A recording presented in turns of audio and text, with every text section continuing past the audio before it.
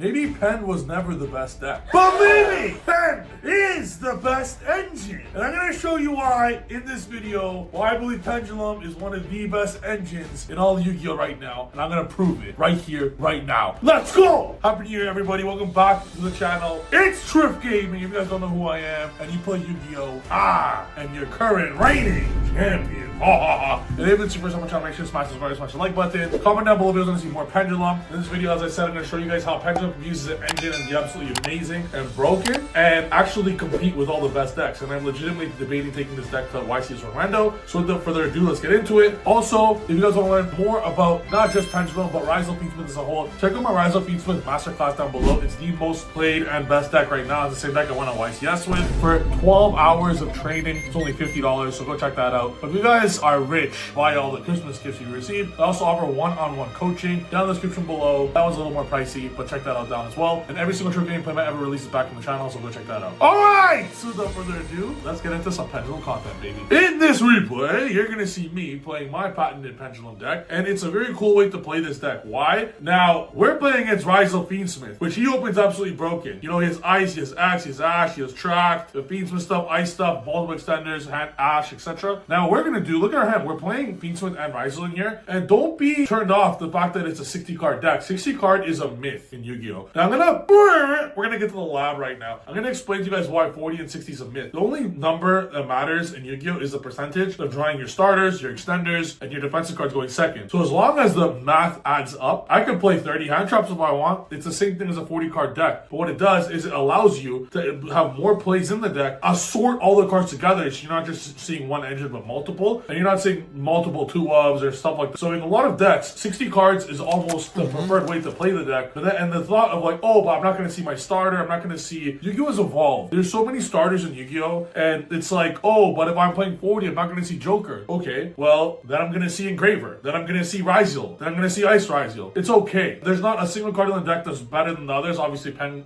best. But the idea of this is just a lot of incredible starters and extenders that all just synergize so well while still playing a shit ton of hand traps. 21 in the main deck, 33 post side deck against every matchup. So 60 is a myth. It just offers you to play more things and push further. So we have Dragon Shrine here. What Dark Worm does in this deck is it's going to get you the low scale, but even better than just the low scale, it's also additionally on the low scale, it's going to be giving you a level 4 and it's a free special summon. And a very cool thing here, keep in mind, we're playing maxed out Fiendsmith engine. I'm also playing an Archfiend Eccentric, which is a light fiend. What that offers you is if I have hard drew right now, a light fiend, my Dragon Shrine part of the deck, I'm even playing Audits Revolution Dragon to get the Dark Worm. So you're always going to get your low scale from the Dark Worm, whether it's Revolution Dragon, Joker, Monkey Board, Shrine. That's a great one card starter. It'll get you the low scale, and the Fiendsmith stuff will get you the high scale. That'll get you Archfiend Eccentric. And then additionally, if you hard draw Track or Engraver, and you hard draw Revolution Dragon or Dark Worm, you're able to Revolution Dragon search Dark Worm, you're able to Track, get Eccentric, discard Dark Worm, special Dark Worm from Graveyard. So there's a lot of great synergy involved in the deck, and they're all level 4s, which is what we're literally trying to do here. So we go Joker to get Monkey Board. Now in this game state, I have a few options. I can go straight into Duo Drive right now to put Dark Worm in the graveyard, force a hand trap, and then I go Monkey Board and do some Pendulum plays. Or I can close Moon right away. What I opt to do here is beyond the Pendulum. I go Monkey Board first just to make sure it resolves. Then I go beyond the Pendulum here to actually search for Archfiend Eccentric, the first time in Yu-Gi-Oh! History. I'm gonna scale my Celestial. What this play does, it does play a little bit more to Nibiru, but it's just better versus all the other hand traps. I want him to see more of my cards, and we have no ways to Rizals. We have 3 hand traps. We're able to play this slightly, like, you can't always play around every hand trap in the game. So what I'm doing here is I'm forcing him. If he nibs me, we still have access to Close Moon, by the way. We can still get to it with Druis Worm. So we still have the Fiendsmith combo. We get hit with Nibiru. So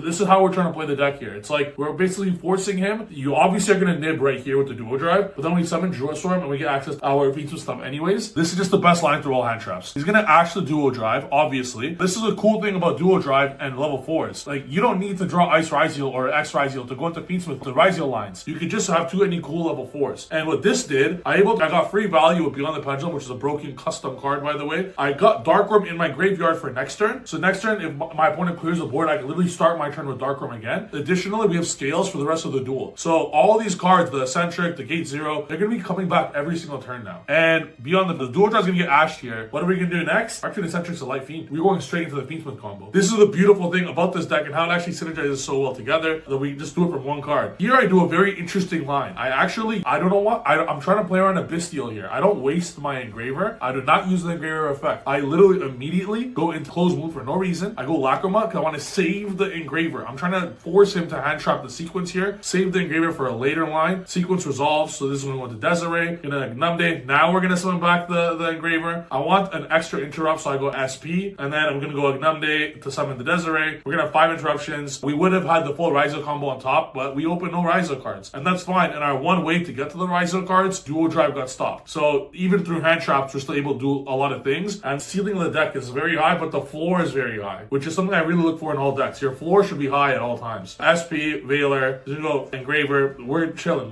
We win the game now. We're gonna say he's locked into Ryzils. We have Jewel Swarm. We locked into Ryzils. We know every card in his hand now. So his only line here, if he goes, let's say for example, his line right now is, let's say for example, Exciton. If he goes into Exciton, all right, he'll have 0 follow-up whatsoever. And then we start our turn with Darkworm, Engraver. We just win the game automatically with 2 cards in hand. So what he's trying to do is get some value. He's trying to get some plus, and then he's trying to Exciton, but he doesn't know I have the Druid Swarm. So he's actually going to play pretty hard here into my Druid Swarm, but he can't do anything about it. There's no sword in rotation. So I drew us from that right over. I drew us from the X Ryziel. When he goes no, target the X. He's going to draw 1 card, and there's nothing. I think he's going to draw Impermanence. It doesn't matter what he gets, or Veiler or something like that. Yeah, Veiler. And now look at this. My SP comes back. Now look, I just start my turn with a Pen Summon. Pen. If he outed my whole board, I start with Darkworm. It's crazy follow-up. Like, you have a Fiendsmith follow-up, and then you have a Pen Summon follow-up. I don't think you guys understand how broken that is. If you had a problem, Eccentric could just deal with it immediately. Desiree negates everything. Like, it's just so good is what this deck feels like. And I legitimately might take it to YCS Orlando. I just go to full lines. This is with no Ryziels. I didn't even access to any of my Ryziel cards. My one line to Ryziels got hand trapped. Doesn't matter. That's the game. You need to plan A, B, C, D, E, F, G, P, E, N, D, G, O, D every single time. I'm going to go on to game 2 now. If you look at my hand, I open Imperm, Mag, Bonfire, Lebellion, Bonfire. Not the best hand in the world, but that's what this deck does. And Magnemite is going to be able to add me my Darkworm. And Darkworm, or look at me, Honors Revolution Dragon, which will open up a lot of lines. I'm playing Chaos Emperor. I'm playing many lines here. So if I go Magnemite, get Honors Revolution, add Chaos Emperor, Lebellion, banish my own card, Chaos Emperor, add. I'm going to be able to do some lot of cool plays here just with the Bestials. So Bestials work very well in this deck because Lebellion will be getting you your stuff as well. I Imperm the Ice, literally knowing if he goes Fiendsmith next to Magnemite, Oblivion, and actually worked out tremendous because we go Track Lurie, we're going to go Magnum. He opened great. He opened Ice Ryziel, Engraver, 3 hand traps. He ashes my Magnemite as he should because he has double ash. It's a free add I'm going to get for free. And I see my hand here. I'm like, all I'm trying to do is if he ash there, clearly he is another ash. He's not going to randomly ash for nothing. So I'm going to set up a regain. I'm going to put my own Bestial. I'm going to draw for free. Get rid of his follow up Engraver. I draw a brick. I don't want, this is the only pen card I don't want to see. I want to search it with Joker or Monkey Board. Here we go into Moon, Requiem. This is literally Ash Bait Oblivion. And I'm like, great. Now my Ice Ryziel resolves. I'm going to go Ice Ryziel effect. Even if Ice gets stopped, we still have a lot of plays, so we don't care. I'm trying to force him into a Nib so my regain can summon back Magnema. Instantly dual drive. Boom. Nib. Easy. That's game, bro. That's game, bro. Regain some Magnema trigger at the end phase, and he's going to auto scoop. Because now we're just going to, we still have full combo everything. Like, even like that, we're going to special sword, get X, get detonator, get a Jewel Storm at the end phase. Like,